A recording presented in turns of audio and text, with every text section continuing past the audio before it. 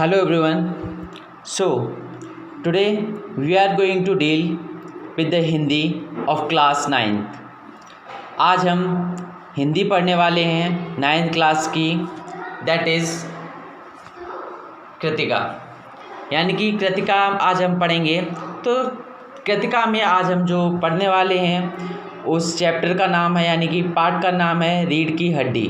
देखिए, पहले तो हम थोड़ा इसके जो रचयिता हैं उनके बारे में कुछ जानकारी लेना चाहेंगे। उसके बाद हम इसके आगे पढ़ेंगे कि इस चैप्टर में, यानी कि इस पाठ में क्या दिया हुआ है। देखिए, बहुत ही अच्छी कहानी है, आपको बहुत ही प्रेरणा देगी और आपको समझ में आएगा कि लोगों की मानसिकता क्या होती है, लोग किस तरह का बर्ताव करते हैं और किस तरह के ख्याल रखते हैं।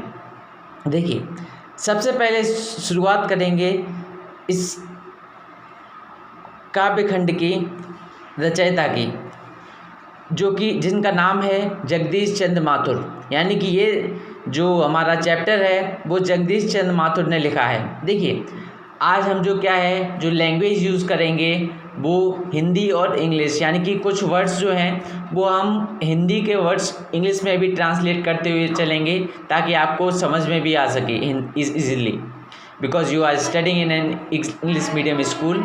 और अगर आप हिंदी मीडियम में भी हैं तो there is no problem in that. Okay, so let's begin. देखिए, जो जगदीश चंद्र माथुर जी थे तो उनका जन्म सन 1917 को हुआ था और उनका निधन 1978 में हो गया था। ये प्रसिद्ध नाटककार रहे हैं जिनका जन्म खुर्जा डिस्ट्रिक्ट में हुआ है, जो कि उत्तर प्रदेश में है।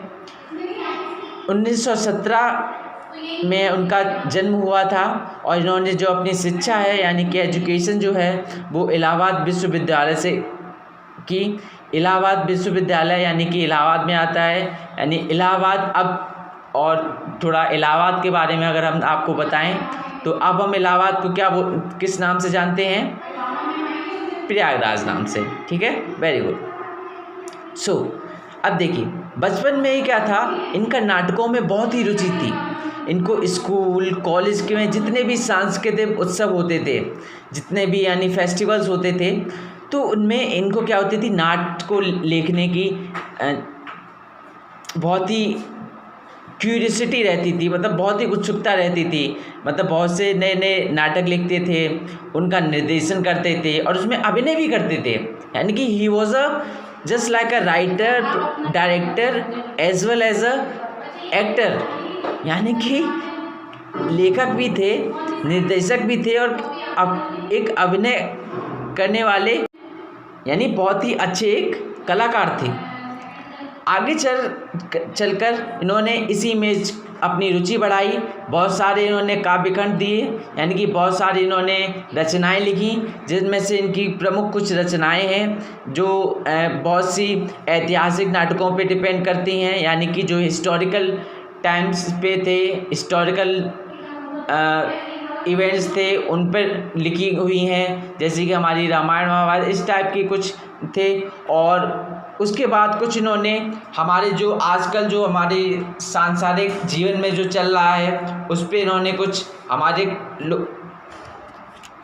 कृतियाँ लिखी हुई हैं, जैसे कि इनमें से कुछ हैं, जैसे कि कुछ का नाम हम बता दे रहे हैं, जैसे कोणार्क, दशरथ नंदन, शारदिया, पहला राजा, एक ये तरह कुछ नाटक हैं। भोर का तारा, ओ मेरे सपने, ये क्या है, इनके कुछ प्रमुख लेखन हैं, यानी कि ये सब चीज़ें इन्होंने लिखी हैं।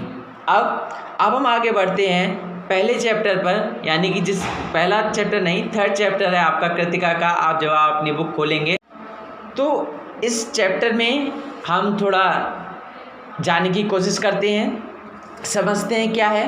पहले तो हम इसमें थोड़ा समरी दे देते हैं, यानी कि संक्षेप में थोड़ा बता देते हैं कि रीढ़ की हड्डी जो चैप्टर है इसमें कुछ प्रमुख पात्र हैं, यानी कि इसमें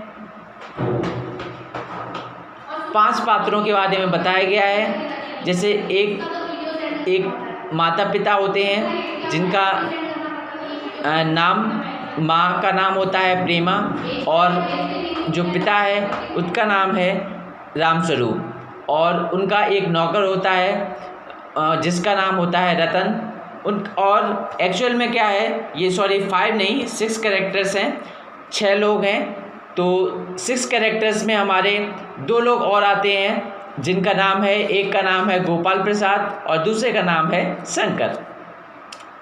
तो एक्चुअल में ये 6 कैरेक्टर हैं, क्या रोल अदा कर रहे हैं, इसमें क्या होगा वो हम आपको थोड़ा बता देते हैं, फिर हम जानेंगे कि एक्चुअल में इसमें हुआ क्या क्या। तो देखिए सब एक्चुअल में क्या होता है कि ये जो माता पिता थे यानी कि रामस्वरूप और उनकी पत्नी प्रेमा तैयारी में लगे हुए थे। किसकी तैयारी में? अपनी बेटी उमा के विवाह के तैयारी में लगे हुए थे। यानी कि उनके घर पर 2 लोग आने वाले थे जिनका नाम था राम प्रसाद और उनके पुत्र शंकर, जो कि लड़की देखने आने वाले हैं, और रतन जो कि उनका नौकर है। अब देखिए कहानी किस तरह से शुरू होती है। कहानी के स्टार्टिंग में क्या होता है आपको बताते जाएं तो मामूली सा एक कमरा होता है जिसमें कुछ पेंटिंग्स लगी हुई होती हैं, और